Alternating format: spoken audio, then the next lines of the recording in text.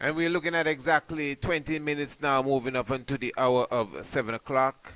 Once again, this is the Mystic Vibration Radio Anu, radioanu.com. Of course, this is the international flavor. This is the universal spice. And of course, this is the radio station for you to get all your meditation and inspiration and all your knowledge. This is the archives.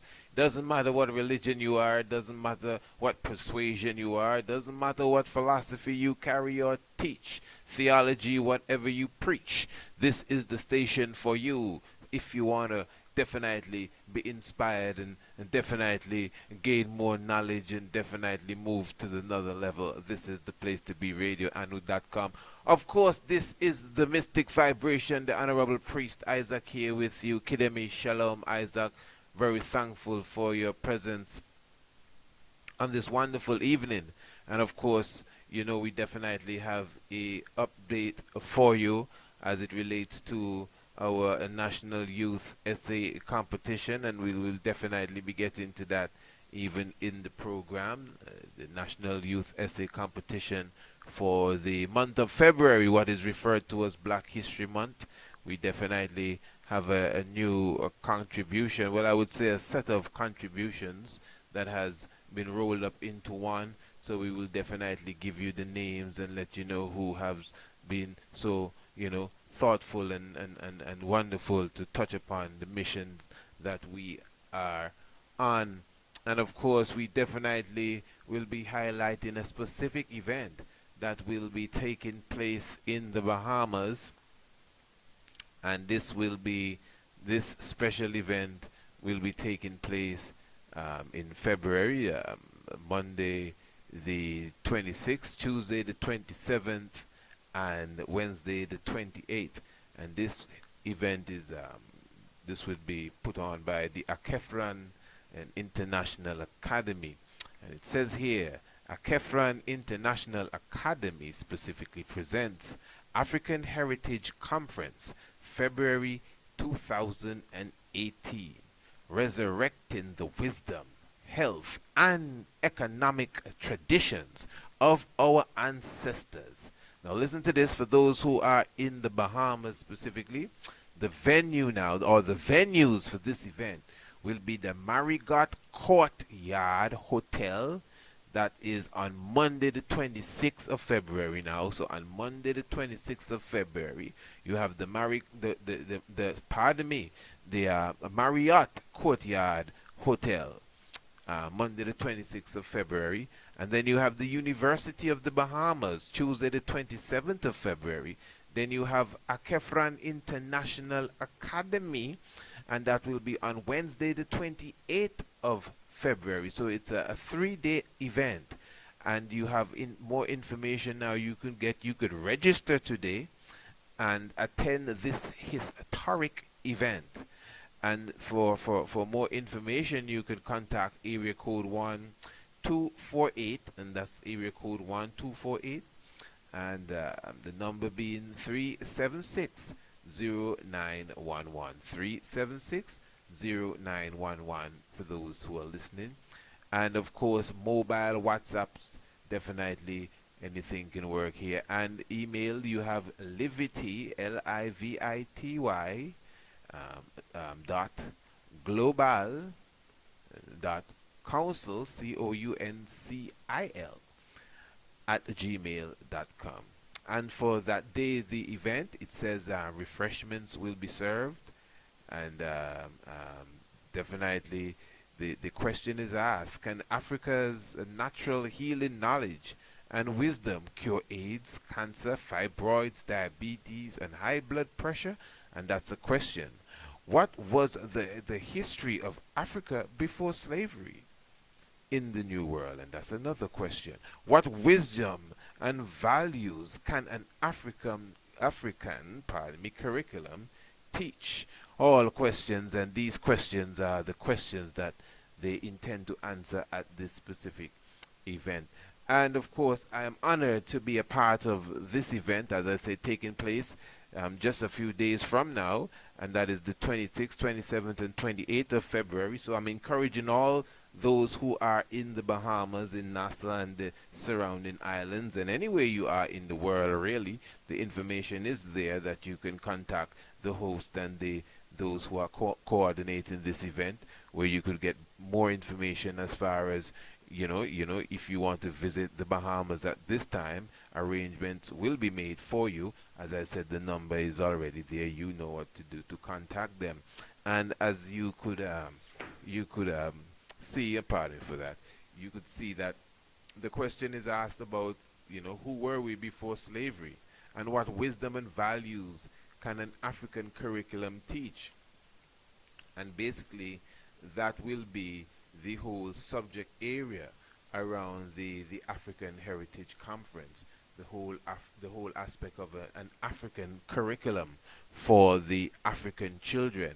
And so this is obviously a groundbreaking conference, as I said, taking place in the Bahamas.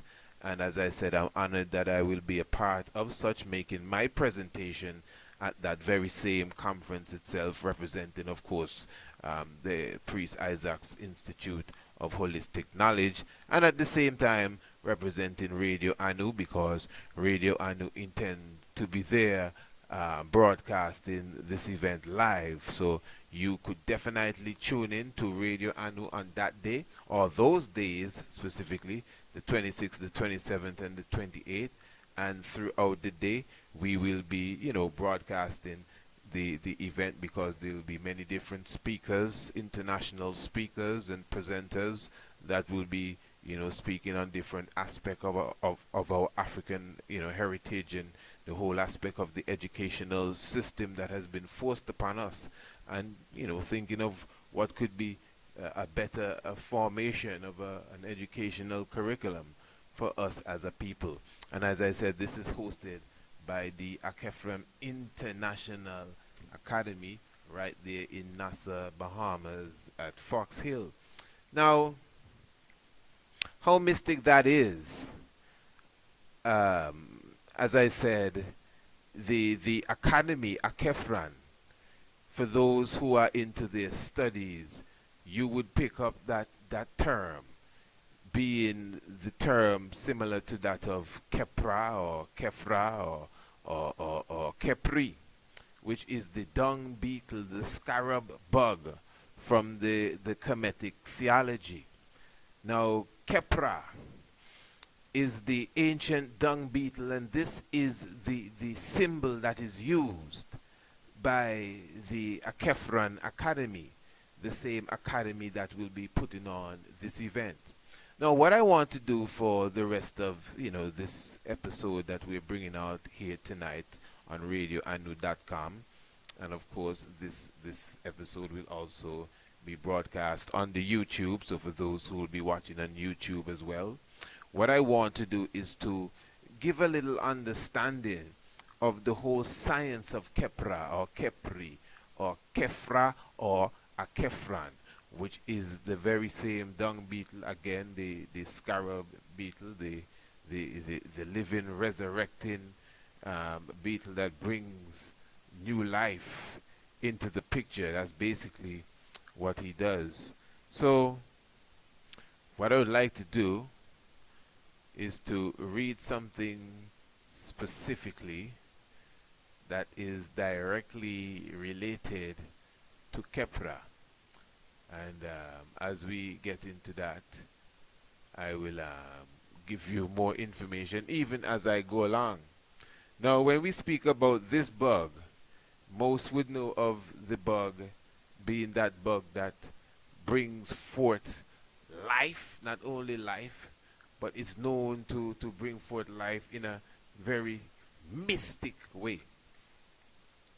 Now, as I said, my brothers and sisters, this is deep, because according to the constellations, according to the zodiac belt, the constellation that you know as the crab, the constellation that you know as Cancer, that very key constellation it is, that constellation was originally the scarab beetle. That constellation was originally Khepra. It is easy to replace a beetle with a crab. So it's not necessarily a crustacean, but it's basically an insect. And that's the reality of it. Now, Khepri, I'm going to read this from crystallinks.com. The word Khepri means scarab, as the animal was associated with life and rebirth. Literally, the word means he who is coming into being. Like Atum, Khepri was a self-created god. The scarab bug lays its egg in a ball of dung and rolls it to hide in a safe place. From this unlikely substance, the Egyptians, the Kemetic people, observed new life emerging, seemingly from the earth. Hence, he was the god of creation.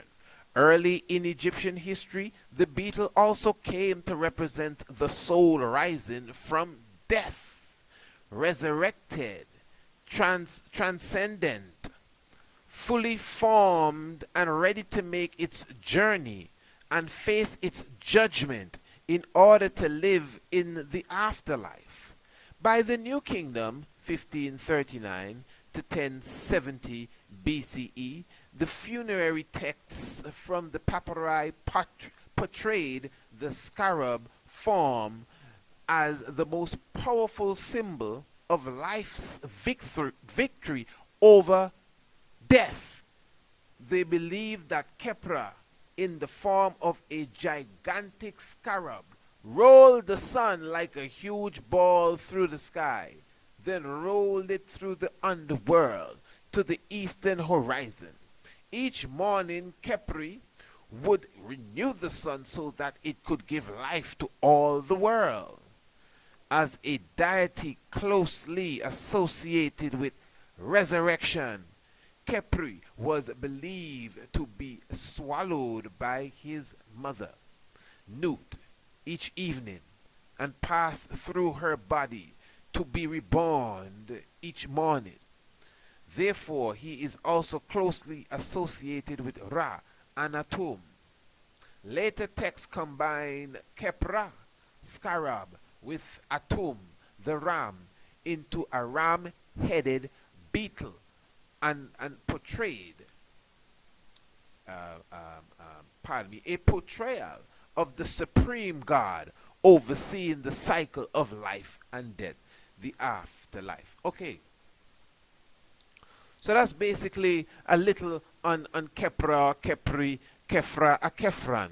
So it's showing that the text itself for the king is you often hear the recital of Khepra, the scarab beetle. One of the many images of the sun god Ra was the scarab beetle.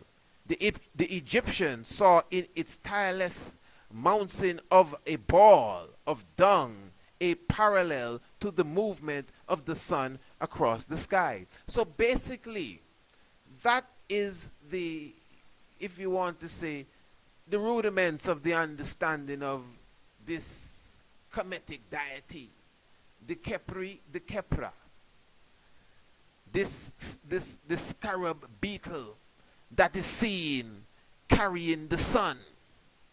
Now you see, basic Kemetic theology, we have to definitely comprehend the importance of symbolism when it comes to such. There are many individuals that say that they are Kemetic. I'm not disrespecting anyone's, persuasion or what they think that they may be. No disrespect whatsoever. But I'm saying the understanding or the comprehension of the texts is extremely deep, more so than the Bible. Everybody reads the Bible and everybody has a totally different outlook of what the Bible is saying. Same way is the Kemetic writings. Same way is the so-called Egyptian texts. And this is why I'm saying that within such there is deep hieroglyphs. The deep Meduneter is expressing deep allegory, is expressing the deep mythos that was a key part of our culture.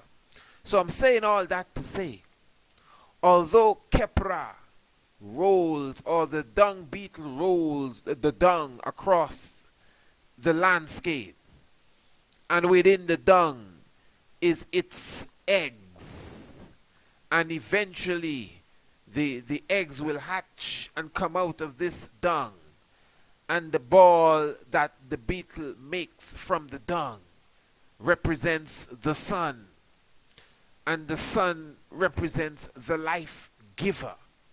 Because the reason why the sun is so key is because our understanding, and you could call it primitive, because primitive doesn't mean that there's something wrong with you. Primitive means that you were the first. And our primitive comprehension of the sun was that it was the visible life-giving force. Now, scientifically, that is correct. Scientifically, nobody can deny that. The sun is the life-giving force of this solar system. It is the sun that causes everything to take place. Life itself as you know it. The oxygen you breathe, it is because of the sun. There would be no rain without the sun. Evaporation and condensation, the sun. Sound cannot travel without the sun. The water cannot flow. Nothing is taking place in the solar system without the sun. The sun can be considered as the life-giving force, I will repeat, in the solar system that we live in. So as any sensible human being would know that the sun is not the almighty of all things, but yet still, with the comprehension of our culture, as we always expressed the truth in the mythos, as we always express the reality in the allegory, the sun was portrayed as the symbol of the god. So the sun is Ra. And the sun is seen on the head of the ram. And the sun is seen on the head of the falcon. And the sun is seen with Khepra, the dung beetle. And that is why some of us will dialogue, not argue, but dialogue and say, well, listen, Ra is the sun, and some would argue and say, oh, dialogue. Ra is not the sun. Ra is the falcon with the sun on his head. Is that so? Okay, interesting. So who is the beetle with the sun, and who is the ram with the sun? Some would tell you, well, it's not Ra he's carrying, but it's Khepra. Khepra. Atum Ra. So the sun represents Ra. The falcon is the great Heru, who is Ra. And so is Sokar, Ra. It's deep stuff, because now these individuals in their different forms are seen in one form or the other supporting the sun as the sun rests on their head, or one even carries the sun, which is a very important word.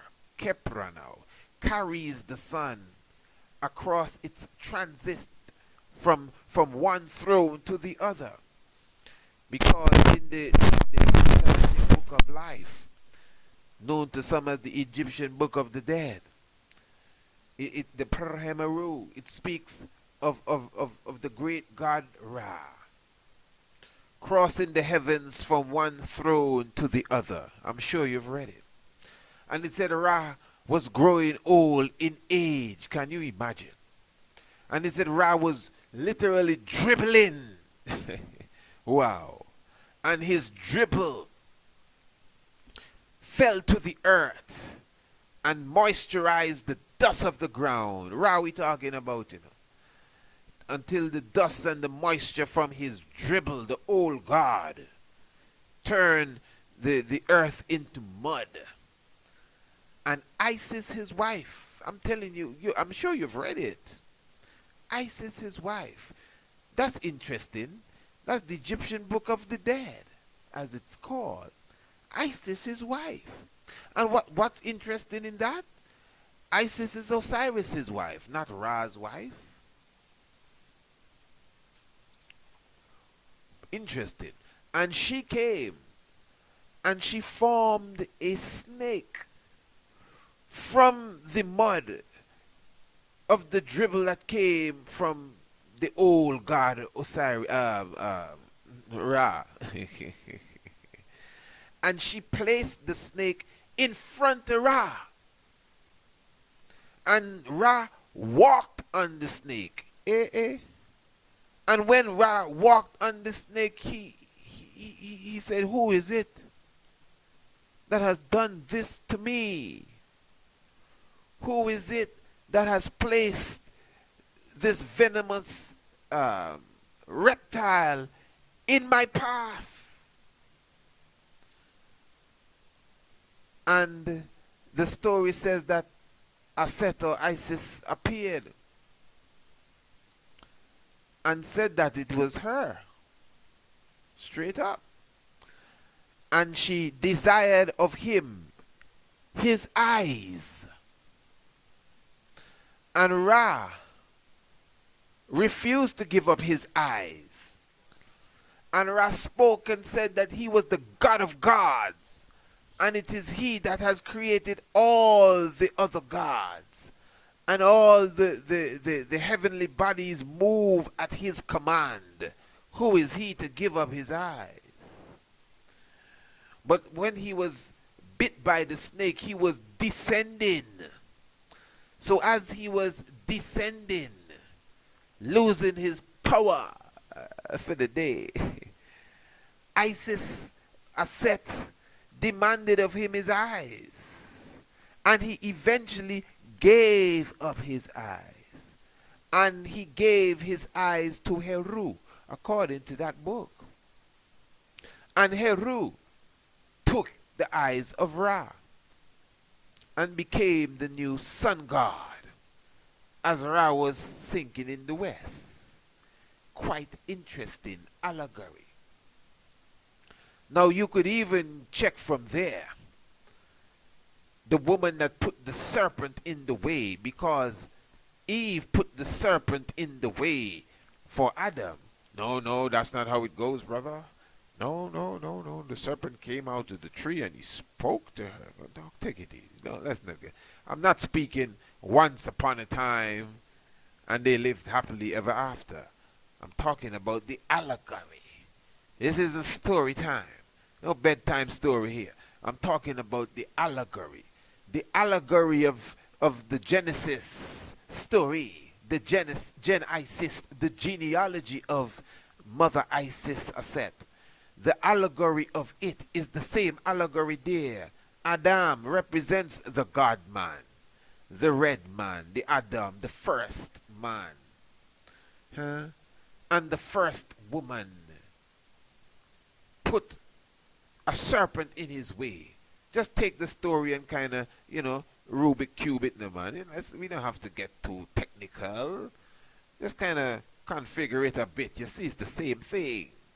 So the serpent was put in the way, and he walked on it. And if you overstood, this is why we stress the importance of symbolism.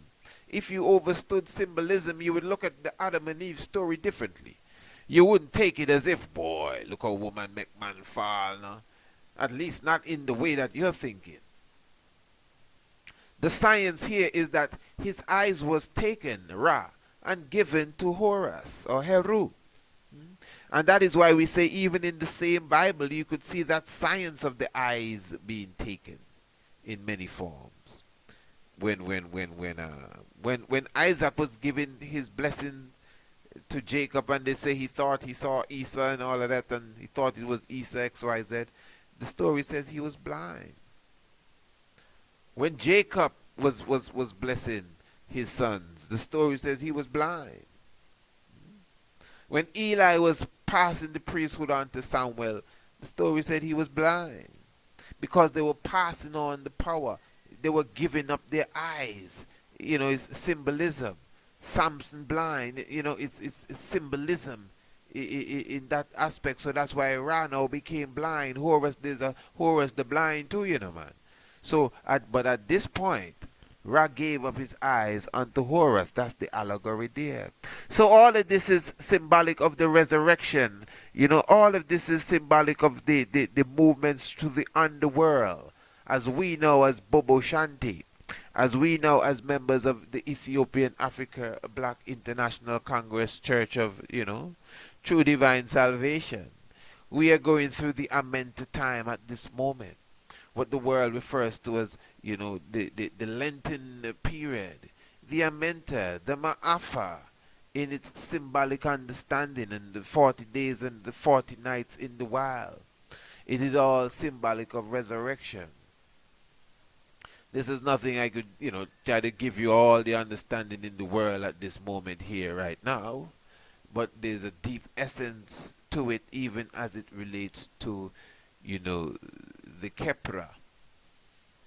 Yeah, very deep. You know how mystic it is that even as Rastafari and I revere Emperor Haile Selassie I, a very interesting individual, unique individual in modern history. And I'm sure you all have seen the documentary, The Master of Ceremonies, where on The Master of Ceremonies I highlight Haile Selassie I and his, connection to the Asa character, or Osiris. I would not try to go into the depths of it now, but of course we know in the Osirian drama there's a specific, order that Osiris goes through. As I said, the documentary is The Master of Ceremonies. It is right there on my YouTube channel as well, and I'm positive that the vast majority of the people that will see this has seen that.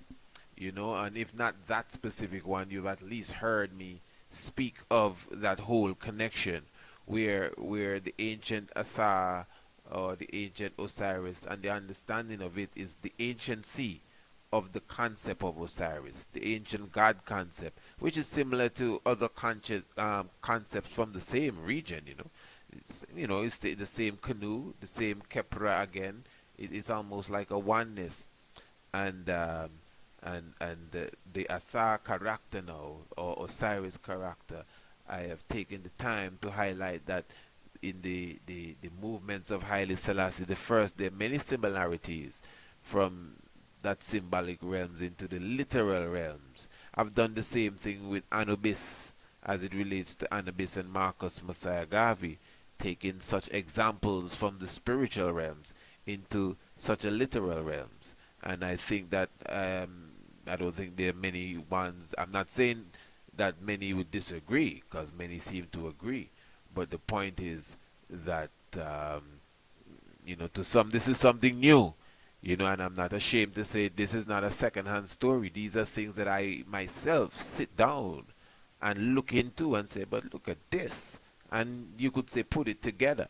But obviously it's not originally from me, or else it wouldn't exist in that form. But it's just the truth. King Emmanuel Charles Edwards, and not just with Heru and Anubis and Haile and Asar, but with other figures. So I'm just showing you, there's a cycle of life, of spiritual intelligence throughout I and I, even through the ages. This is where you can get into the reincarnation kind of discussion, because reincarnation is another level of resurrection. Reincarnation is when you come again, you have resurrected. That's why when the Christ was resurrected, they said that he appeared in another form. That's right, in the Bible, he appeared in another form. In one of the chapter and verses, the Christ was walking with his disciples for like days. The man eating, lighting fire, sleeping under the stars, and they didn't know who he was. He wasn't hiding his face. He wasn't glowing with no extra light. He just looked like a regular person, and he was, just moving with this fella here.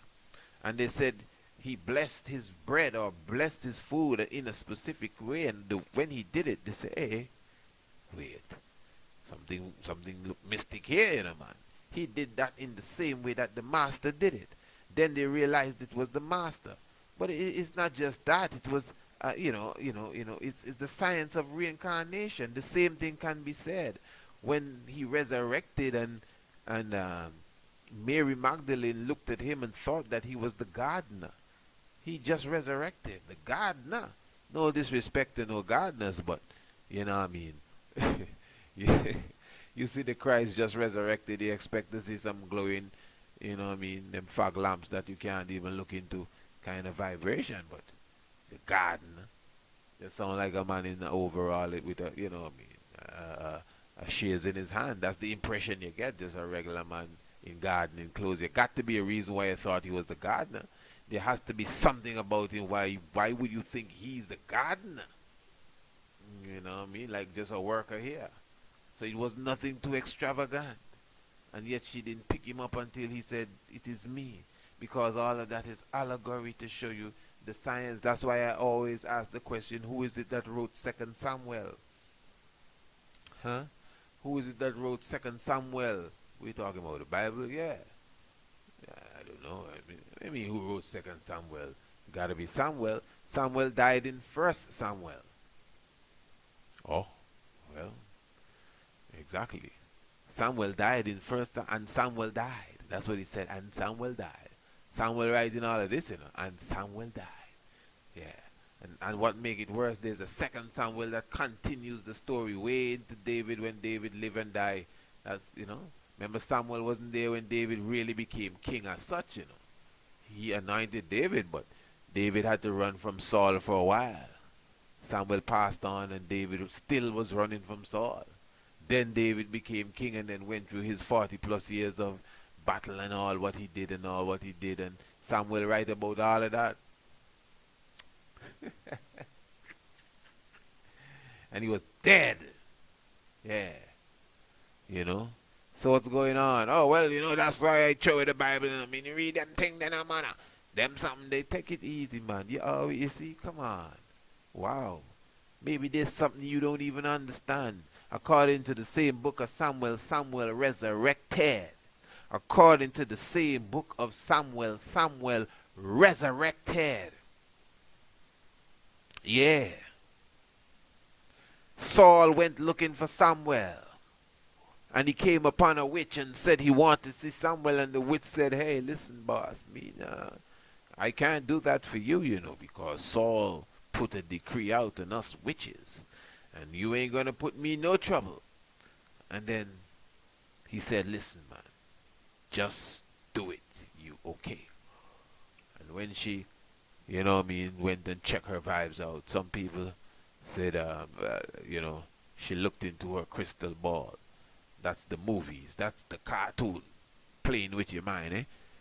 But it says that when she saw Samuel, she came back and said, thou art Saul, you have tricked me. And Saul tell her, look, just cool the man, as you said, I'm Saul. What you worried about? So tell me, how does he look? And she said, he was an old man with a mantle wrapped around him. And I think the scripture says Saul screamed, or she screamed. Somebody screamed. You know what I mean? And Saul fell to his face. And Samuel addressed him. But what I'm saying now, prior to Samuel coming up, the scripture says gods came out of the earth. Gods came out of the earth. Gods came out of the earth prior to Samuel. The same thing when they crucified the Christ. When Christ was resurrected, the scripture said that individuals came out of the earth prior to Christ. There are books written that were taken out of the Bible. I think it's the book of Clement. One of these books speak about Simeon, and another one that was resurrected prior to the Christ. Not the Simeon from the 12 tribes, but some other individuals. So, but the science is that when the Messiahs resurrect, science, the allegory is when the Messiahs resurrect, there's those who have been dead as well that resurrect prior to him resurrecting. So Samuel resurrected. That's why gods came out before him, and Samuel resurrected to continue his book. So Samuel is a resurrected character in the Bible. You see, the thing is, a lot of the things that Christ did in the Bible, many other ones did it. Elijah brought people back from the dead. Elisha brought people back from the dead. Elijah never died. Enoch never died. Them fellas just get taken up. Not fellas really, but these great warriors just got taken up.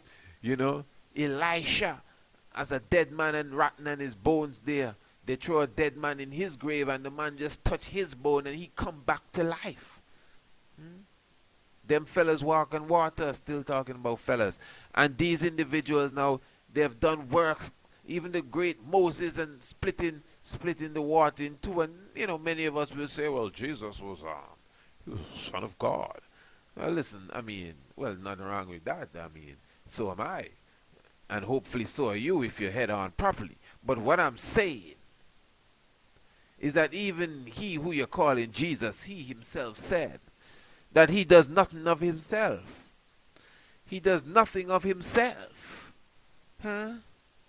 So what's the difference with him and he does nothing of himself? I'm trying to show you that a lot of these characters, himself plus a lot of the great characters in the Bible are symbolic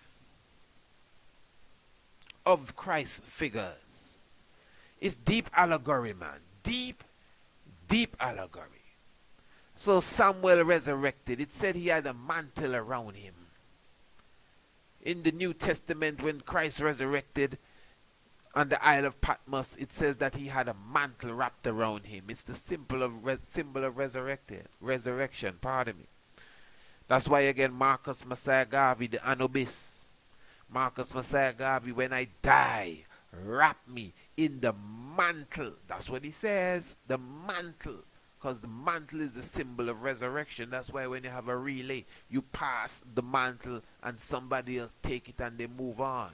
That's why when Elijah was going up, he threw down the mantle to Elisha. Yeah?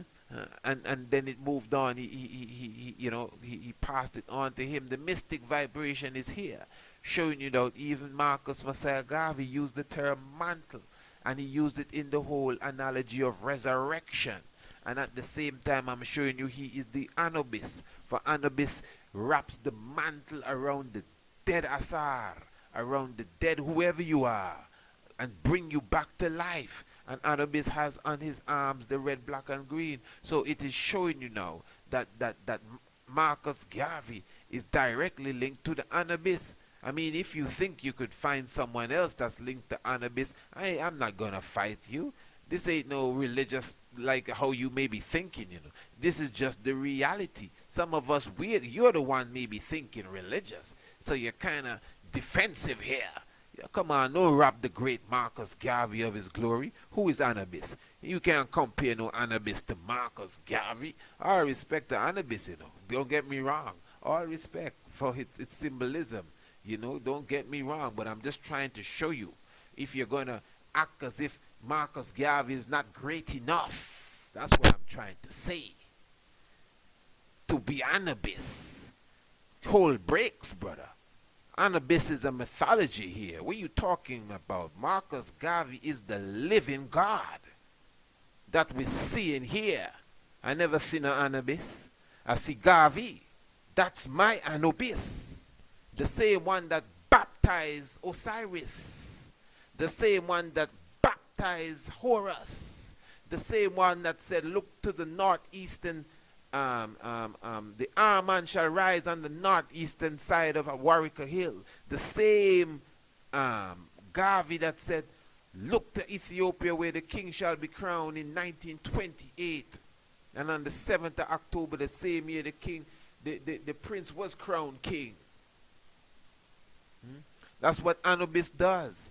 That's what John the Baptizer does, because John the Baptizer is the Anubis of the book. The same Garvey of the reality. So I'm not trying to prop Garvey up to be no Anubis. I'm giving Anubis some life. I'm giving Asar some life. I don't care. I'm giving Heru some life. I can hear them talking. And they have life, you know, don't get me wrong. You know, don't get me wrong. I don't want to sound like I'm disrespecting the work. nor the art. You know, don't get me wrong at all. That's our that represents the climax of our knowledge and architectural skills. But the real living flesh has come amongst us. What are you talking about?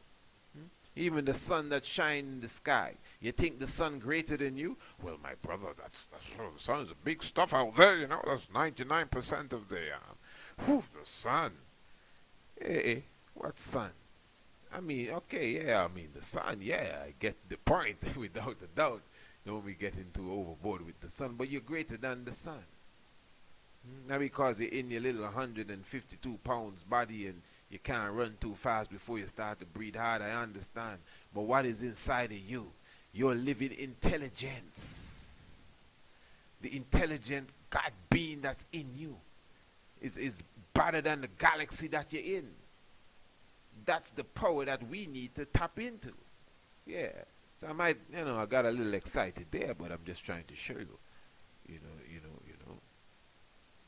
that all of this allegory is not just for excitement. There's a physical aspect, a reality. They come alive. The allegory come alive. I'm here, I'm alive. I just celebrated my earth day. I'm a human being, and I'm in them allegory too. I am in them allegory. You know how it is with your brother, I am in the Bible. Me personally talking, I'm not guessing, No guessing, just talking it because it sounds pretty, I could show you. I just don't want to show you. Straight, don't feel no way. I could show you in the Bible, and nobody on earth could deny me when I'm finished speaking that I'm right there in the Bible. I could show you where I am on the hieroglyphic wall too. I can show you where I am in the stars. Yeah? And people get offended when I speak like that. You should be able to show me that too. Yeah, don't be vexed with me. You should be able to say, yeah, I can show you that too. Pass the purple vu, yeah? Open it, let me show you me. That's how you're supposed to talk. Eh? Yeah, give me a Rick Vader. I'm going to turn to chapter whatever. Let me show you what's going on here. Yeah. I know guesswork I talking like, I believe. No, look at this, read that. What does that sound like you? Hey, that sound, remember the time you did? Oh, okay. Yeah, it sounds just like this story. Oh, okay. And look at his name. But what's your middle name again? Oh, that's how you do it. But I'm not going to say anymore. The point I'm saying is all of this hocus pocus mystery gone up in the clouds is real. In flesh. In a realistic tangible form. So again, the resurrected Khepra, the resurrected dung beetle, the resurrected God. You see, they say they're decriminalizing 15 grams of marijuana here in Antigua, and you may be saying, so what on earth does that have to do with what you were talking about? Well, to me, the marijuana is the tree of life. That's what it represents, the tree of life. And, of course, I've done a whole documentary, which is right on my YouTube channel, as I explain the use of the tree of life and the chalice. In fact, I have a recording I did a few days ago, the same day that they passed passed the bill to decriminalize 15 grams and 4 trees in the yard and some kind of thing like that. I did a video on that. I just have not uploaded it to YouTube as yet. Just give me a few days. I'll get it up. So I'm not going to go into that, all of what I spoke of there. But I said that I also have a documentary that if you have not seen it, it would be nice that you take a look at it. Or an episode of the Mystic Vibration, I should say, right here on the YouTube channel for those who will be viewing this on the YouTube, where I speak of how the sacrament is really intended to be used from my perspective. I could be wrong. The chalice, and if you could remember, I explained how you break down the whole aspect of the tree of life, and the tree of life represents Christ. The tree of life is not really a tree. The tree of life represents Christ, the life giver. But obviously, the fact that you use the term the tree of life, there must be a tree that is symbolic of this tree of life. And the tree of life meditational system, of course, specifically is rooted in all of this. So the tree of life, the whole sacrifice, as I said even in that documentary, in the Old Testament they said they sacrificed a lamb. I showed you that that's more allegory again, but I'm not going to bring that down here. As I said, I'm referring you to that video that I did on the Holy Grail. I think that's the name that I dubbed it on the YouTube channel. The Holy Grail is. I prefer you check that out. And as I said, I showed you within that the whole aspect of in the Old Testament they would sacrifice a lamb symbolically, and then in the New Testament the lamb now they changed it to bread. You know, lamb and bread, lamb's bread. The marijuana is lamb's bread.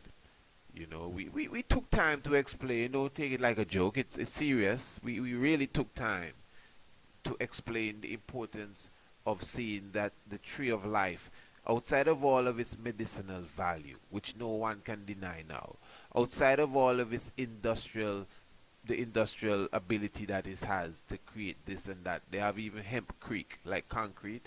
You know, we know of the biofuel aspect of it, and it can make you know, the strongest of material and canvas. That's where the word canvas comes from, cannabis and all of that.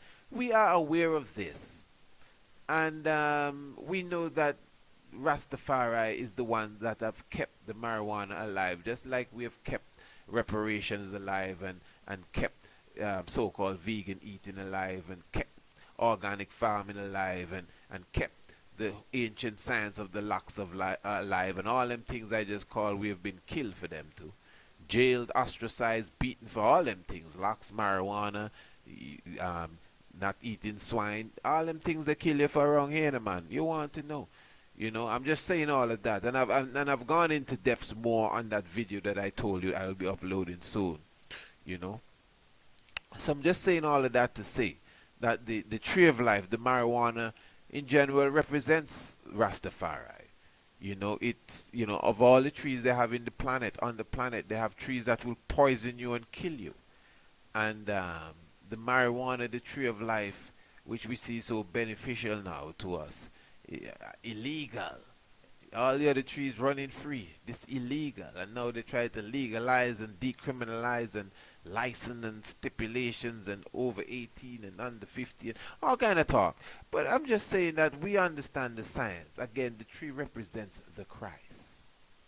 That's why it's illegal. Christ has a tree. Okay, even if you're a Christian, just listen to me good, man. Christ has a tree. He represents the tree of life. So there's a tree that represents Christ. That's why people associate him with the olive tree. And associate him with which other tree? You had a Christmas tree too. So Christ does have a tree. And speaking of olive tree and Popeye, olive oil, Popeye is a Christ figure. Notice how Popeye eats his spinach through his pipe sometime. Christ have a tree. Popeye, that's why he has one eye. It's a deep science, you know. That's why Popeye is a sailor man. Christ is a sailor man. And I mean, come on. And Popeye has an ankh on his hand, not an ankle. Watch it good. Popeye have an ankh on his hand, his arm, eating his spinach through his pipe. Because the science of the chalice and the marijuana, not tobacco, the marijuana, cannabis, ibis, the god Tahuti thought, ibis. They're trying to can ibis. Popeye bust the can and the spinach jump out. They're trying to can your thought. The ibis bird, the thought, Tahuti. That's why Tahuti is called thought, the god of wisdom, ibis. Ibis is a brand of rum now, rum, spirits. Because the chalice in the church, they drink the alcohol, and the chalice we have in our hand is the spiritual herb, the wine. It's a deep science. Check the video that we have done. So I'm saying now, that when you burn the chalice and the herb is burnt, it represents the lamb's bread. It represents the Christ being sacrificed on the altar. That's why the water, as we have explained in that documentary, the water becomes green, which is the blood of the plant, the chlorophyll of the plant. The blood of the plant. The plant is the Christ figure, the tree of life. That's why when you sacrifice the animal in the Old Testament, there's a basin underneath the altar that catches the blood of the plant. Pardon me. The blood of the sheep and the ox. Yeah. Deep, deep, deep science. So it represents the sacrifice. So to Rastafari, you may not agree, but to Rastafari, that tree represents wisdom. She shot is seen giving wisdom to the earth, and she's writing from out of the tree of life. Now, I just want to read something quickly here, and let me just point it out. There is there is a scripture in the Bible, the book of Isaiah it is, and this is, let me see if I get it in the King James Version. The book of Isaiah chapter 53. Now, I know I went a bit into the tree of life and the marijuana there. I'm very sorry. I'm sorry that I can't go more into it and explain it deeper. I can, you know, but I won't. As I said, it's on YouTube. I have a whole episode entitled The Holy Grail. And for you to get this message I'm going to give you now, you have to understand that properly. You know, you may get it, you know, with what I'm saying now, because I have more to say now. What I'm going to read in Isaiah 53 has to do directly with everything I've said tonight. So I have not strayed from the subject of Khepra. See, I just talked about the marijuana. I was talking about Khepra. Okay. Isaiah 53. I'm still talking about Khepra.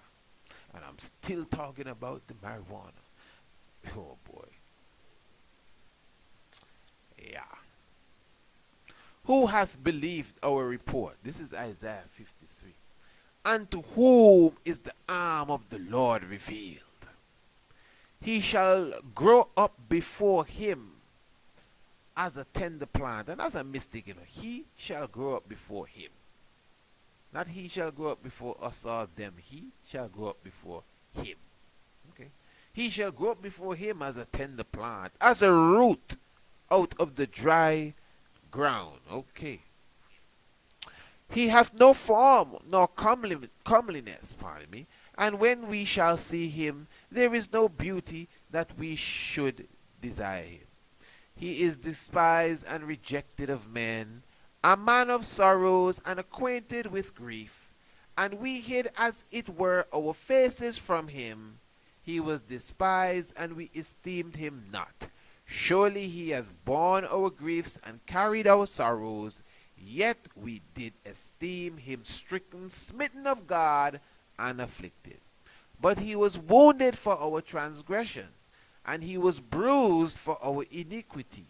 The chastisement of our peace was upon him, and with his stripes we are healed.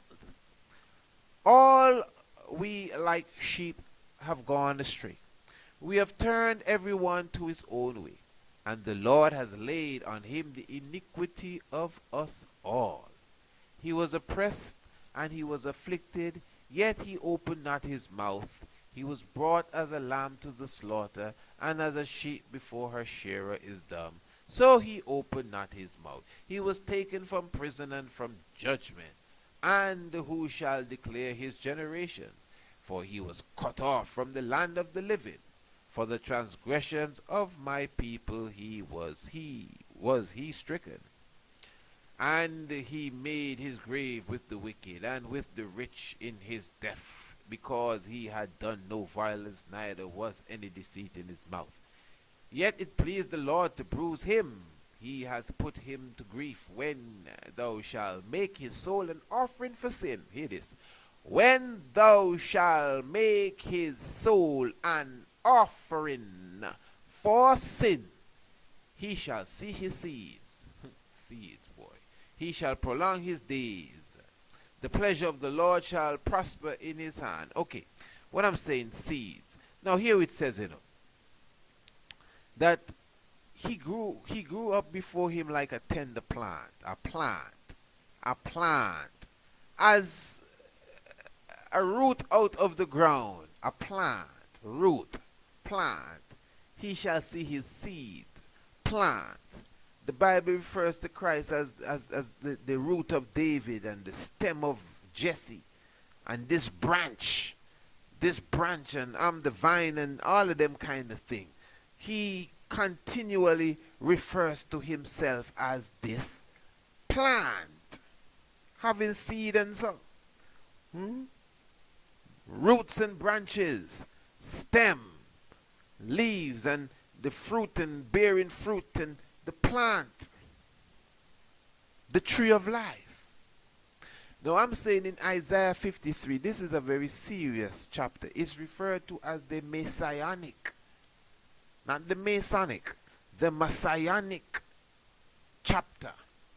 In fact, Isaiah is the messianic prophet, meaning that his prophecy is more targeted than any others to the direct coming of the Messiah. So in this chapter now, a very known, well-known chapter, he is speaking about the Messiah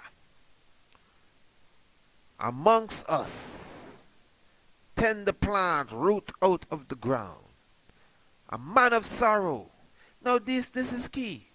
He is a man of sorrow, acquainted with grief. We hid, as it were, our faces from him. He was despised, and we esteemed him not. We esteemed him not. Surely he had borne our griefs and carried our sorrow.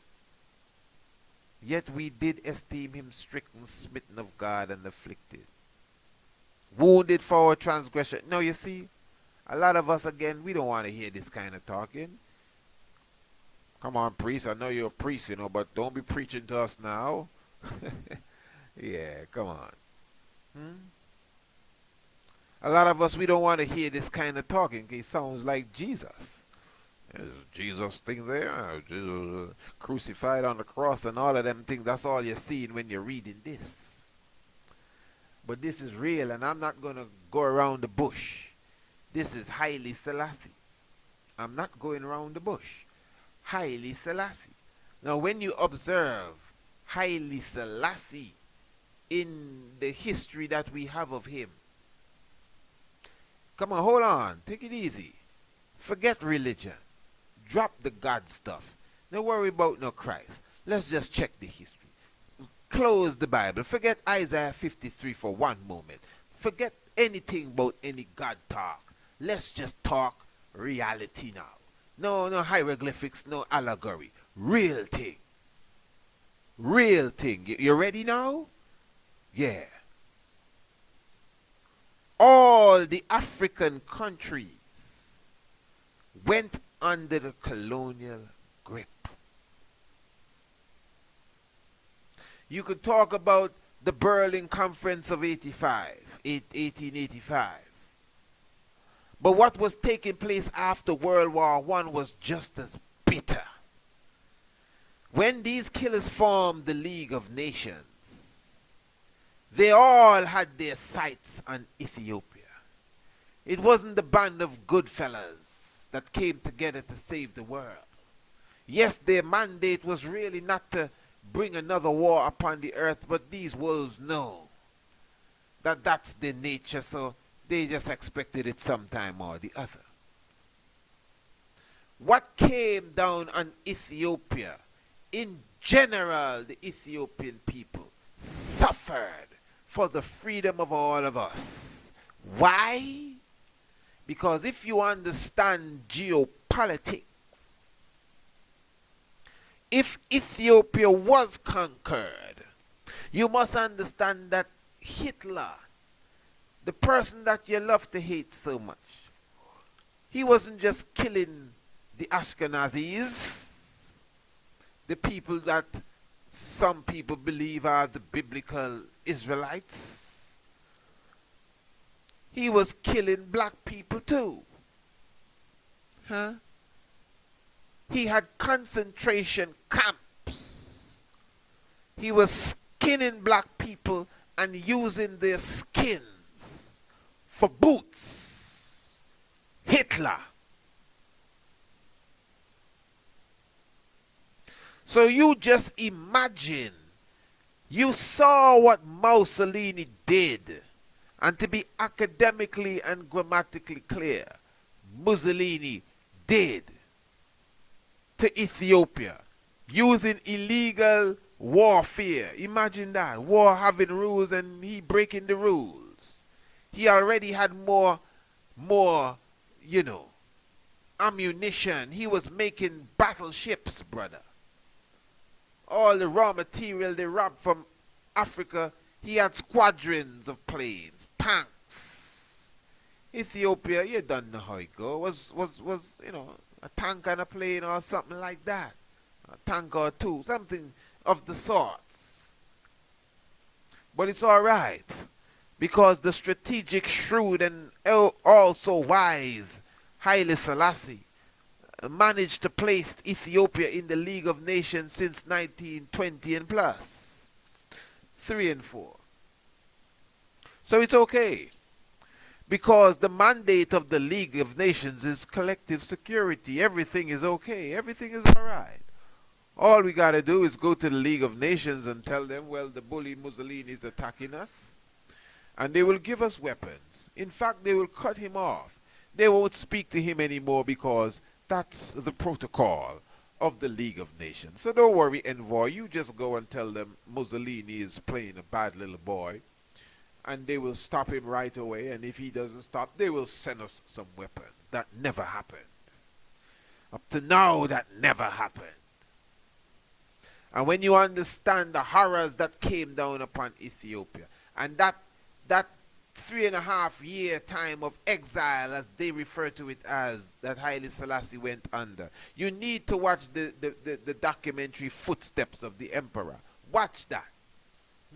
Some of us that say we are Rastafari, and we, especially the younger ones, no disrespect, my brothers and sisters, the fact that you're listening to this, I know you're seeking knowledge. Love to you. Don't feel no way. But some of us that have stepped into this, we are not grounding ourselves in right knowledge. It's good. Knowledge is good. As you can see, we deal with it from Earth to the cosmos. But there's some rooted knowledge that you need to get. Footsteps of the Emperor. Go and watch it after you watch this or listen to this. Those on Radio Anu, well, don't go and watch nothing. Stick on Radio Anu, man. Yeah. But the Footsteps of the Emperor, man, that the brothers there in Britain did. Huh? Wonderful documentary. It gives you an understanding of the cross that Haile Selassie carried for everybody on the planet. That's my point. The cross. Okay, let us take out the religious term then. It shows you, but that's how clear it is. It shows you what he went through for us. Because you got to comprehend, whether you like it or not, if Ethiopia lost that war to Italy, the world wouldn't be the world that you know today. You're living in an era gone wrong. All of that civil war stuff, these killers, and even Obama being a president, they never envisioned none of this. Obama was a sellout. Man, that's not what I'm talking about, sellout or not. They didn't envision that they had to put a sellout there in a black skin just to kind of, divert something and divert that. That's my point. I'm showing you that Hitler was intending to make boots out of Ethiopians' skin. You must understand the political independence that the African countries received. All of this is a resurrection. the political independence that the African countries received is because of the stance that Haile Selassie took in the 1930s when he addressed the League of Nations in the 1930s. And again, when you observe the documentary, The Footsteps of the Emperor, you could see there was a time when he had no money, none. And as the individuals that took part of that documentary showed you, he didn't just have to feed his family that were all crammed up in this small house and his servants. There are people that were in exile in England, in Egypt, in Jerusalem, and in other places in Europe. That he, as the father, he wasn't the father of just them children, he was the father of the whole of Ethiopia. They speak about one of the ladies in the video said that when she was small, her parents owned a theater, and the emperor would come there and watch videos of the Ethiopian war, video reel. And she said the emperor's hand was damaged badly from a war, from one of the battles before he left Ethiopia. And she said she could see the emperor, his tears were rolling down and you know, splashing on the hand that was badly damaged, you know. I'm just touching the surface, man.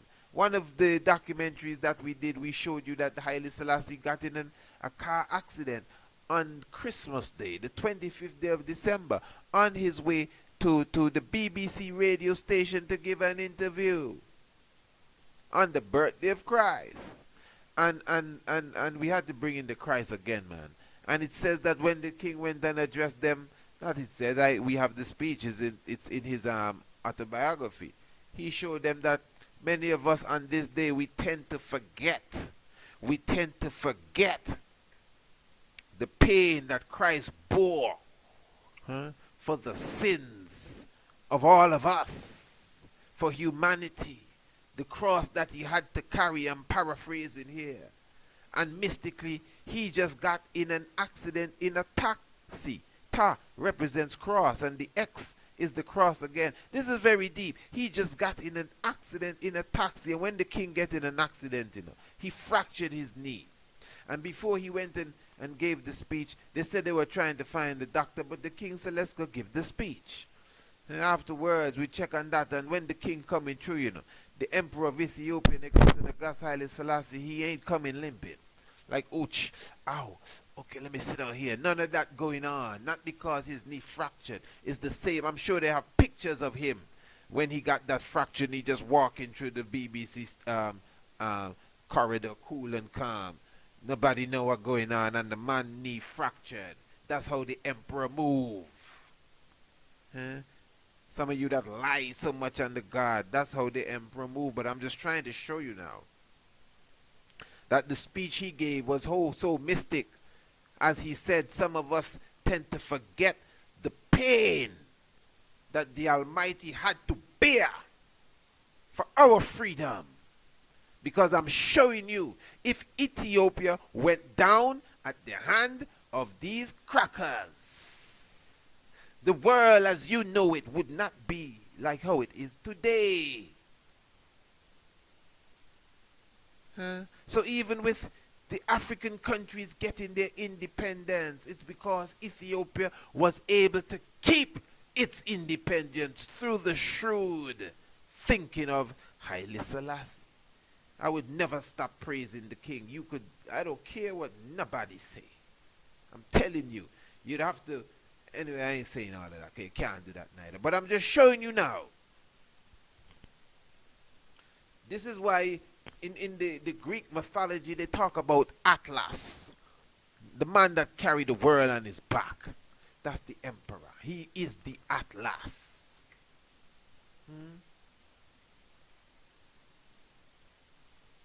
Without him, our skins would be boots. That's my point. Make Hitler get stopped in his tracks, you know. But we're not aware of all of this. You see, they take the Ethiopian war totally out of the history of World War II. That's how it began. With Italy attacking Ethiopia, that's how World War II began. But we mention it not. So now, one thing you got to keep in mind, you see at the Last Supper. Wow, Last Supper. Yeah, Last Supper. Christ in the upper room at the Last Supper. Yeah, come on, follow me. Khepra we talking about. Remember, Christ lit a chalice, and when he was lighting, okay, they were partaking of the bread and the wine. And he had a chalice, because that is the Holy Grail. The Holy Grail is the chalice that Christ was using. The Holy Grail is the chalice that Christ was using. And the bread, as I said, the lamb's bread and the wine, it's only when you burn the herb, the lamb's bread, in the chalice, you get the wine. The water turned to wine. The water turned to blood. The water inside of the chalice turned green, which is the blood of the plant, which is the chlorophyll, the first miracle that Christ performed. This is living science. Watch the documentary, man. And this is why when Christ was looking to go and get crucified, what did he tell them? Anytime you partake of this chalice here, do it in remembrance of my sacrifice. Do it in remembrance of me. As often as you eat and drink, do it. Don't just do it and say, yeah man, this nice.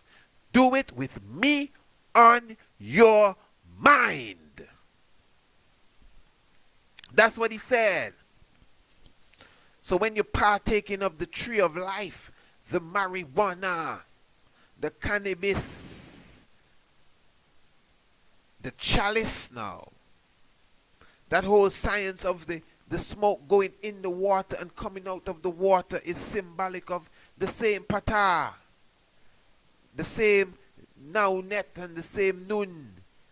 When the great God plunged in the water, the smoke, when you burn the tree of life, which represents Asar, the green God. And that's why the green God, the chlorophyll God, Hulk, the green God, the chlorophyll God. They chop Osiris into several pieces. So you chop up the tree of life and you put it on the altar, the kachi, which means the altar.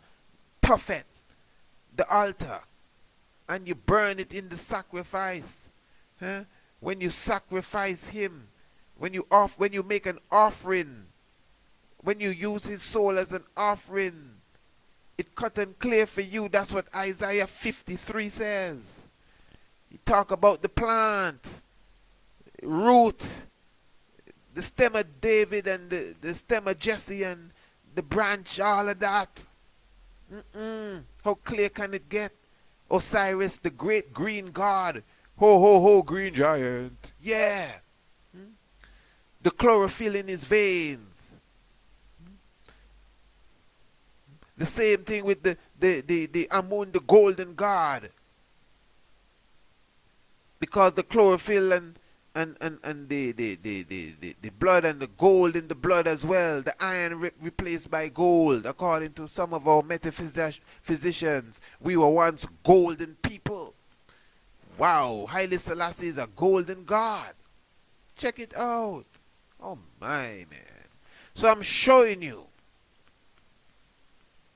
that the tree of life, this is how I see it. When I partake of the chalice, I'm partaking of the Holy Grail. And I obey what Christ says. That's why I don't burn no spliff. I don't wrap my tree of life in no paper. I'm not mummifying it. No corn shock, no fig leaf. I have no fig leaf receptors in my brain. We burn in, as they call it, the pure herb alone. And we ain't smoking neither. Because when the herb goes through the water, it's not smoke anymore, it's clouds. I'm speaking on the level of being accurate in the realms of chemistry. The water is transferred or transformed into clouds. And we have proven that already too. And then the steam pipe, vapors. So you're sacrificing the tree of life. That's why we say we're going to throw up a sacrifice.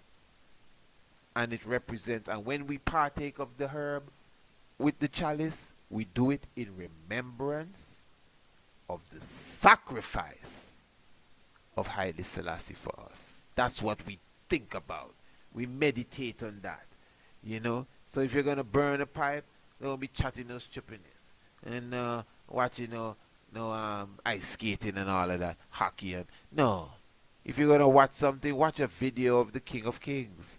Watch a video of Marcus Garvey. Watch a video of King Emmanuel. Watch a video of something Rastafari. If not that, just watch a video of something knowledgeable.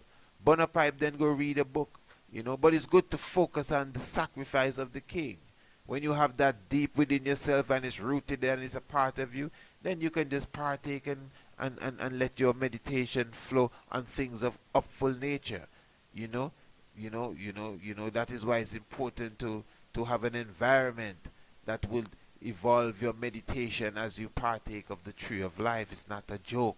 You know, you think I like to see young people smoking? Nah, I don't back that at all. No smoking, nothing, no wrapping up nothing and foolishness, because I know the importance of the tree of life. So, the herb, it represents, just like Khepra, the resurrection. Because when the herb goes through the chalice, it goes in the underworld, it goes in the water like pata, and it comes back out. And then we take it in and blow it out our nostrils. It represents the resurrection of God after he was sacrificed on the altar of the chalice. The lamb's bread, the tree of life, the plant, the leaf, the branch, the root, the stem of Jesse, the root of David. I mean, come on. Osiris, the great green god, the tree of life, man. Huh? The lamb's bread, the lamb and the bread. It is oh so clear. And Psalms 18 don't show you smoke arose out of his nostrils. That's God talking. Smoke arose out of his nostrils. The same Isaiah talk about God kindling the fire with his breath. What kind of thing is that? So I'm just showing you now. You see, Isaiah 53 speaks of them coming for Christ and he moving like a lamb to the slaughter without any. And it's showing that this man that they're taking away, he has borne the cross for us. He has paid the ultimate sacrifice for us. Now, if you're thinking religion and dead and go to heaven, your story may be different. But if we're talking of geopolitics and realistic history, I'm telling you, Haile Selassie is the historical character more than anybody else. That if he was not on the throne in Ethiopia during the time of Mussolini's invasion, this would be a totally different world. No disrespect to even Menelik II the Great. But I don't think nobody else could have held that position that Haile Selassie held and saved this planet. That is what you call a divine intervention. And I hold my guns. And that does not have to be religious. It don't even have to be theological. It's just a fact. Haile Selassie was a special, unique being in the geopolitics and the current history of the world in the time when he presented himself amongst us. Key figure for the black world. Free up all these African countries and give them a space to breed until some of them corrupt themselves again. Yeah, so give thanks, man. You don't have to believe he's no God. Just be thankful of the great works that he has done. Mighty, mighty works. That's why he's worthy to be called Asar. That's why he's worthy to be called Heru. And that's why he's worthy to be called Khepra, the resurrected one. Come on, the wall is full of deity. The wall is full of gods. This is not religion. There are other people there. As I said, you may be there, because I'm surely there. So take your time. But I'm saying now, when they put Haile Selassie under house arrest, because remember, that's how he disappeared, Remember Haile Selassie disappeared. I hope you don't forget that, eh? He disappeared. A real, no, this is not religion. This is BBC News. Haile Selassie has disappeared. Yeah. You know I don't play around. He disappeared. Come prove something else to me, no man. Let me see it. You cannot. Don't feel no way. My passion is getting the best of me there. But I'm just saying that when they put him on the house arrest, after the Dirk came to his palace on the 12th of September 1975, and 75? 74, pardon me, yeah. He disappeared the 27th of August 1975. They came and they placed him in a, they asked him to go into this Volkswagen. Now, you know they refer to the Volkswagen as the Beetle or the Bug. Now, I found it mystic because Isaiah 53, speaking of the leading him away, and he spoke not a word because he humbly went. If you understand what was taking place during the time of September and the months before, prior to September 74 in Ethiopia, you would see the mystic. Because the youth, which really lacked the understanding, and many of the youth that rose up in the time, the college youth and school youths that are even alive today, regret the day they rose up against Haile Selassie. And it's obvious of what has taken place in Ethiopia since that time. But they rose up at the time because of propaganda from the United States of America and other European countries. But anyway, that's history. So I'm saying that Haile Selassie refused to fight. You know, I mean, we all be killing youths if this is what they want. Haile Selassie showed how much he has done for them. He's an old man now, and if this is what they want, let it be. That's basically what he did. Some of his officials fled the country, say, what? Tall old man. They said it like the old man, gone man, boy, let's get out of here. Yeah. So when the Dirk came, the king gave them a little speech, and they just humbly asked the king to come. Even during the time of house arrest, history would show you that the Dirk killed people, hang people, beat people, do all kind of things to the people them. And they laid not a hand on Haile Selassie. Up until the 80s, they were looking for Haile Selassie because what? He disappeared. Now fool yourself. Yeah. So I'm saying, they put him in the bug. Which bug? The Volkswagen. The bug. Oh, come on. What are you trying to do? Hold on, man. We just started. They put him in the bug. This is the last time the world really saw the King of Kings, you know, in public, when they put him in the bug. Now remember, the King of Kings ain't no jokey character. Whether you agree with our theological outlook or not, nobody can deny Haile Selassie is an outstanding character. So the fact that they put him in a bug, the king never ride in no bug, he said so. He said, this is what you're going to put me in. So it's unique that they place him in a bug. The Volkswagen, the bug. This is fulfilling Isaiah 53.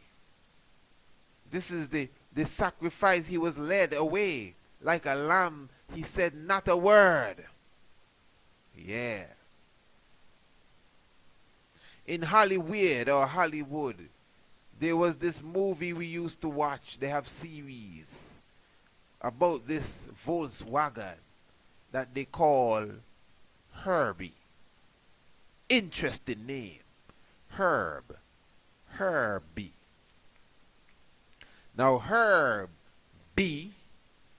Herbie's number was 53. Hold on. Herbie's number was 53. And Herbie, the Volkswagen, was different than any other car. Herbie was alive. The fastest car on the track. You don't play with Herbie. Herbie eat you alive too. Herb. Herbie. And remember the herb, as I showed you. You ain't going to hear this nowhere else. So it's going to hard for some people to believe. Because where did you get that from? I got it from my own self. If you want to put it this way, I made it up. Straight up then. The herb is symbolic of the sacrifice. It's symbolic of that animal sacrifice on the altar. And it's symbolic of the bread because it's symbolic of the body of Christ, if you want to put it that way. The tree of life represents Christ. The herb, the marijuana. There ain't no tree you could compare to that. Which tree opening your meditation like this? This is no ayahuasca brew, you know, man. The tree of life. The nectar of the gods. Incense for the gods' machinery. That's it. No church service taking place without the incense. That's it. Straight. The herb. So it's not by mistake that those who know more than us because we have been dumbed name that little car Herbie. Nobody can tell me that's by mistake. Herbie, the living bug. Number 53. The Messianic chapter written by the Messianic prophet is one of the most outstanding chapters in the whole Bible. Isaiah 53. Who shall believe our report? So for all of those who are harassed, I am saying that Haile Selassie represents Khepra. That's why at the stage that we know as the last time he was seen in public, obviously that's like, you know, remember because they took him under house arrest, the world, well, Selassie dead now. Yeah. So that's the Khepra there, the underworld. Huh? That's the Khepra there, sinking into the Amenta. Gone into the bug. You see, he gone into the bug, man, to fulfill the prophecy. He gone into the Herbie. He gone into the Isaiah 53. Yeah, because as the scripture itself says, he was wounded for our grief, our transgression. Surely he hath borne our grief and carried our sorrows. We need to comprehend that. You may not have had any grief or sorrows, but if, again, Mussolini and Hitler had their way, you would be in some serious grief and sorrows. Yet we did esteem him stricken, smitten of God. He was wounded for our transgressions. He was bruised for our iniquity. I know it's hard for some of you to even take this in. The Spirit just led me to say all of this here tonight. I know it's hard to absorb it in a way to say it's palatable to you. You know? Because in one form or the other, it may sound to you religious. But I'm telling you, it is scientific. And it is realistic. The Khepra. Yeah, the resurrected God. So this is why even at this time, the whole concept of the resurrection is very key. It's very deep within all of I and I. So that's why we would say, well, Haile Selassie dwell in us, and this character, Marcus Garvey, dwell in us, and all kind of people from history dwell in us. Why? Because they resurrected you. They have that's how they live. They continue to live in you. And some of them are you too. Literally you. Come again you. But we've been dumbed down that some of us, we're not even aware of who we are from a past life. We can't even connect ourselves with our mission that we were brought here to do, knowing that we even asked to come here, choosing where we came, choosing our circumstances just to prove we can get out of it. And now we come into it with life hard. And let me just say here, blessed love, this is actually You An know, pyramids and all of interjection that to kind the of whole stuff. discussion. This part was not live on Radio Anu. This is something I'm just adding, and you may literally hear the difference. But as far as even the birth of Haile Selassie I, one of the things you hear Rastafari highlight as it relates to Haile Selassie I is him coming into this sphere. You've heard me highlight the whole aspect of all his siblings, brothers and sisters died, and him alone. As far as when I say die, as far as those who were of both mother and father, for it was 8 children prior to him, and they all died months old, days old. They just died at birth. And when he came, he lived. And after that, his mother and his father, Ras Mokenen, and his mother, Waziro Yeshimabet, attempted to have another child, and his mother and the child died. So it may seem as a dreadful fulfillment of reality, but let me put it this way: who you going to blame for that? God? All right. Well, that says a lot to me. In fact, the fact that a 7-year drought came to an end on the day that Haile Selassie was born in Ethiopia, that says a lot.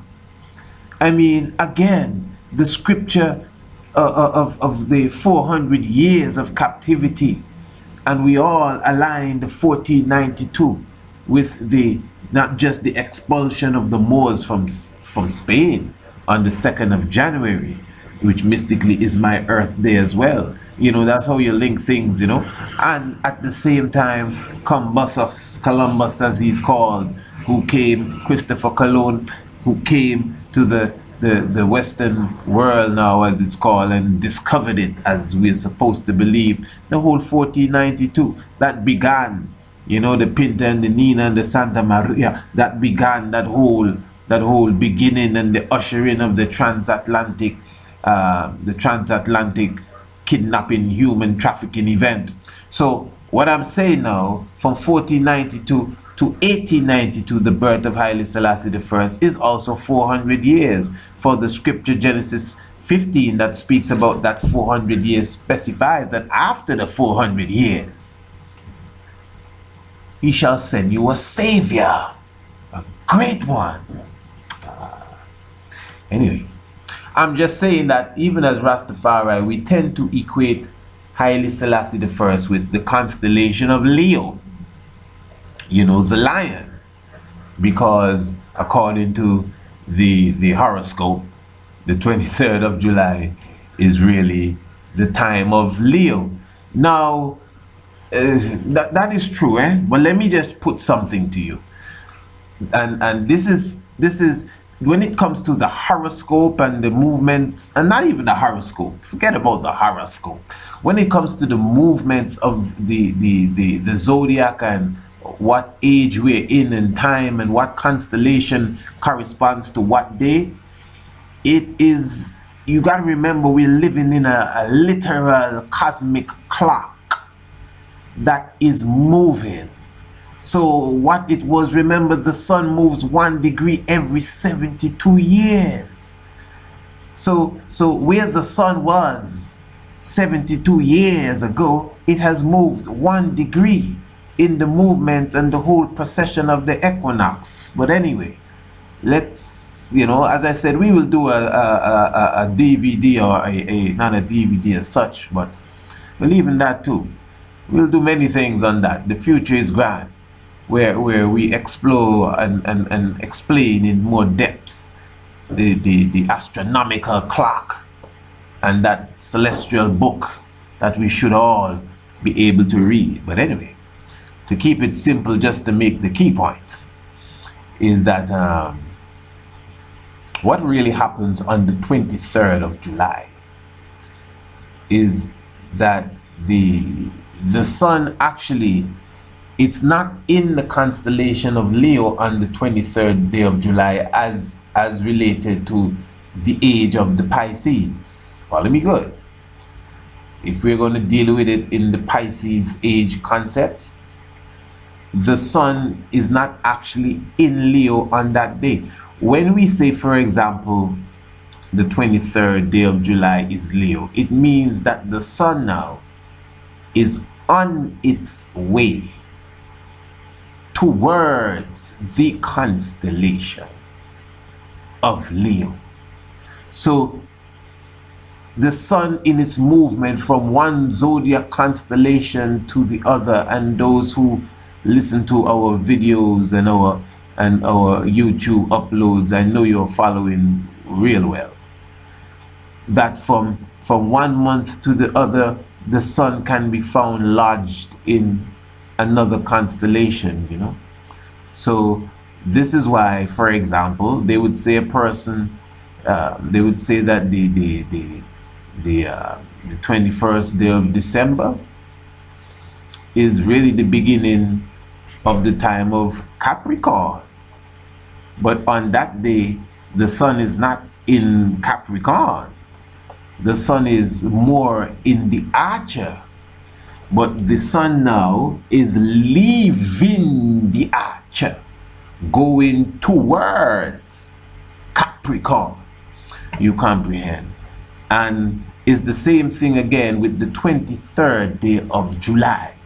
So when the emperor was born, the same day that we're talking about that the drought came to the end, the same day that marked the 400 year after, you know, we shall be sent back to Egypt in ships, and after 400 years a savior shall come. That same 23rd day of July 1892, very mystic day, the king, the only of all the children of his mother and father's combination that ever survived, that day already seen as a mystic day, although we celebrate him as the conquering lion. Yes, of course.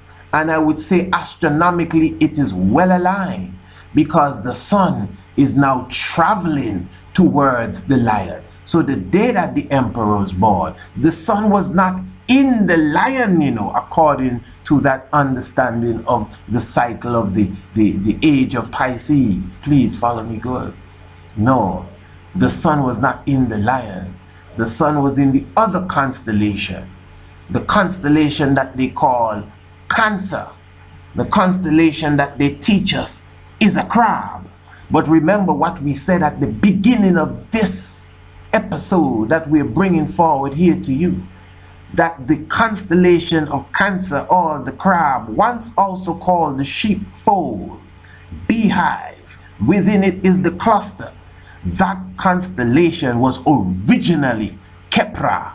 That constellation was originally the scarab, the scarab beetle.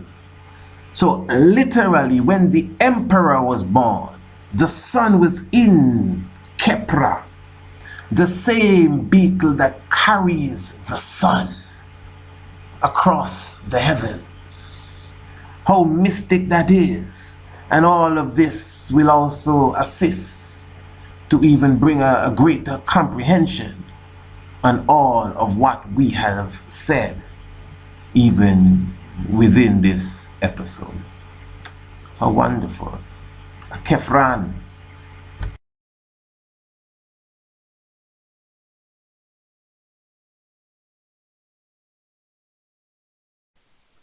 So we're thankful for the understanding of the science.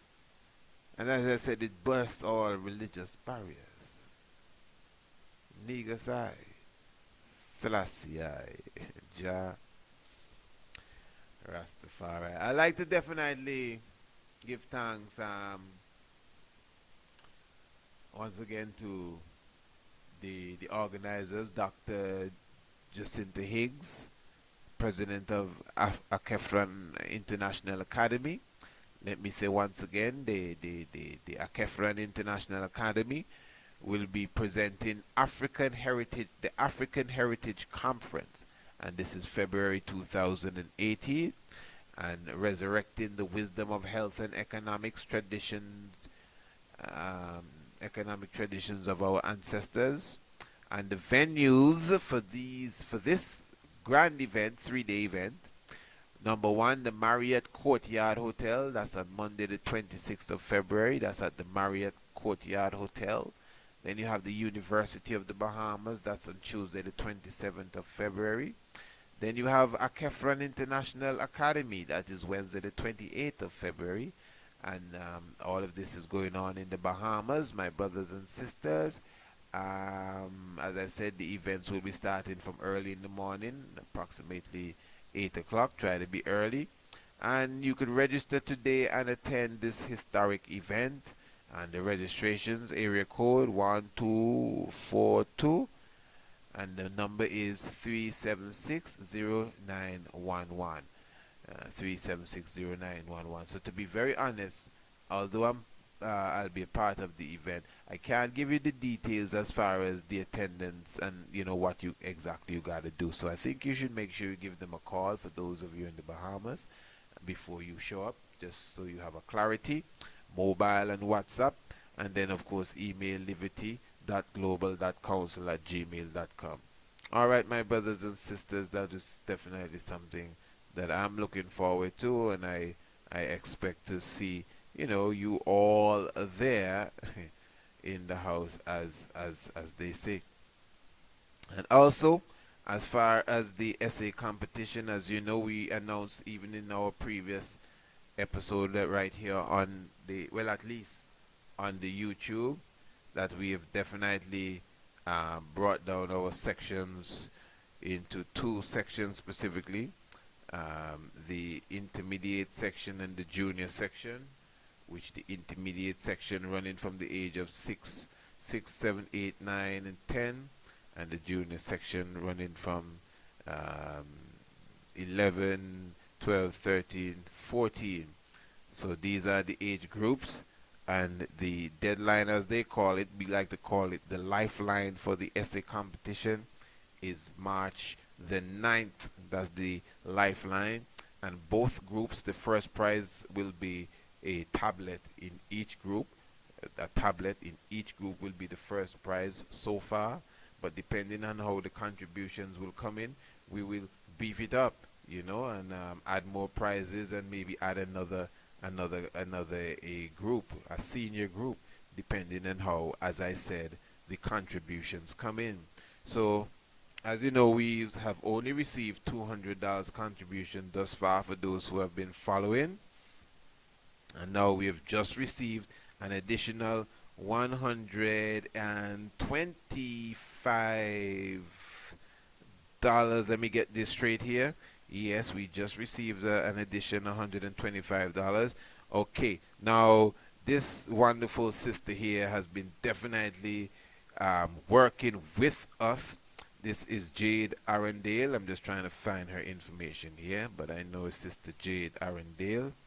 Okay, Sister Jade Arundale, where are you? Okay, see, now she is an educator, anti-racism facilitator, and founder and CEO of, listen to this, Victory of the People Movement, LLC. Victory of the People Movement. That's Sister Jade Arundale.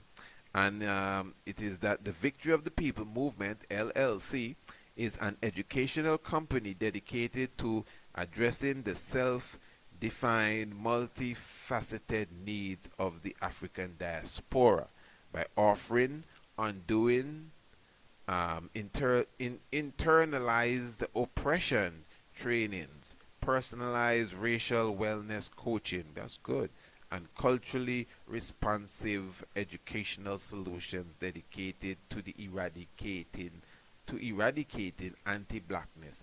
We create healing and empowerment for our community. Okay, see, so a lot of people doing some great works all over the planet, and this is in Brooklyn, eh? So Sister Jade Arundale now she has gone out. What she has done, she has rallied a lot of her friends, and they've all chipped in. I'm not going to tell you the amount they have chipped in. I hope they're not upset, because as a collective, they all came together and gave $125. No matter how little each chipped in, it's all right. They gave a good amount. So you have Sister Bianca Anderson, and Sister Bianca Anderson is an educator and an anti-racism facilitator as well. She works heavily in the area of social justice in Dallas, Texas. Okay, then you have Sister Christine Mensa. She's the owner of Boss Resume, a service that strives to get black people interviewed and employed. She also works with black business owners on their branding. Okay, and then we have Sister, I hope I pronounced this right, Jarina? Jarina Davis, who is a trauma counselor, oh my, here in Brooklyn, working with youths. Okay, she's also a spoken word artist and dancer. Yes, myself. Well, not the dancer part. Well, yeah, I dance to it, whatever. And then you have brother, but I like that. The sister, Sister Davis works with as a trauma counselor. You know, these people are doing some good works, man. Then you have by health by any means necessary. You have Brother Edward Williams, who is who owns health by any means, by any means. And he works with black people on dispelling popular health myths about black people and high blood pressure. Okay, so these individuals came through with a contribution fully totaling $125 towards the essay competition, coupled with that given by the previous contributors of 200. So 325 thus far from the international community towards the essay competition. I give thanks, you know, hey, I appreciate it. As I said, our budget towards the essay competition, well, I already set the budget as I showed you. I brought it down to $2,000. You know, I mean, this is some serious stuff. So I'm working with a 2,000 officially. Where's the figure? I'm working with a $2,225 budget, as I showed you in a previous video, exactly all what we really do, you know. So I mean, I give thanks for those who have chipped in thus far. I'm not gonna, you know, say too much about it right now. Most of you who watch my videos, you know exactly what we're doing. As I said, we do this essay competition every year amongst the youths. We specifically do it because of we just like how the curriculum conference is coming up. We honestly believe that's why we're so proud to be a part of this conference, because we see that our educational system, and not just the educational system itself, but how we bring up our children has a lot to do with the society in general that we live in, you know. So when you actually bring programs to the children at that age of a child, you know, you help to lead them in the right direction. Right here in Antigua, there's a young man who is 23. He's on the run for the last 4 days. He's in jail for killing 3 people. And these people that he killed, he didn't kill them with no gun. He slit the throat and sucked their blood. They found bottles of blood in his refrigerator. Now I'm trying to say, he's 23. What was going on in his head 10 years ago? 10 years ago. I mean, I know they have 10-year-olds and 11-year-olds that are kind of wacky too, you know. But what I'm saying, I'm sure 10, 11 years ago, 12 years ago, if you implemented a program in his life, he would not have necessarily reached to the point where he, well, according to them, he's accused of killing 3 people and sucking their blood. But you know, it's them kind of accused when you don't know it, so the thing going on. But just to be technical and to be correct politically, he's accused. But we don't know where he go. So, but what I'm saying is, and he's on the run, eh? Yeah, man, they can't find him. But what I'm saying is, so that is why I do the essay competition. Not for just him as such, but we're looking for solutions 10 years down the line. We're not trying to put a plaster on a sore. We want solutions 10, 20 years down the line, and that is why we introduce programs like this and other programs to to assist in shaping the minds of our youth, you know. So I'm telling you that I am honored, very thankful for Sister Jade Arundale and her crew. Um, of course, Brother Nathan in Missouri, and Brother Julian in Germany. These are the only people that have contributed thus far to the essay competition. As I said, my brothers and sisters, we still have time. March the 9th is the deadline date for the essay competition, for them to bring in the essay itself. And even after March the 9th, you could still contribute, because remember, we're looking to have a prize giving ceremony. This is not just for the gifts, you know. The contribution is not just for the gifts. So obviously, what we have received so far doesn't even cover the gifts, really. That's what I'm trying to show you, for what we would like to get. Plus, at the same time, there's a lot more that goes into this, from radio airtime to make sure that we have proper advertisement, flyers, posters. These different things also come into play when it has to do with this essay competition. So it's more than just trying to buy a gift, you know. And as I said, even those of you who are in a position to not just donate the cash but the gift itself, we would accept that as well, you know. So I'm very thankful for all those who have contributed, the potential contributors too. There are a few people who said that they are going to contribute. I haven't seen them as yet, but you know, I'll wait till you contribute to call your name, but thankful for those who have. So I'm not going to keep you up anymore. I'm sure you've heard enough of myself. Give thanks to the life giver and the keeper of life. This is Radio Anu, talking about 24 minutes now after the hour of 8 o'clock. Of course, give thanks for your presence with us. All good doings and sayings. Rastafari live forevermore as we continue to flow.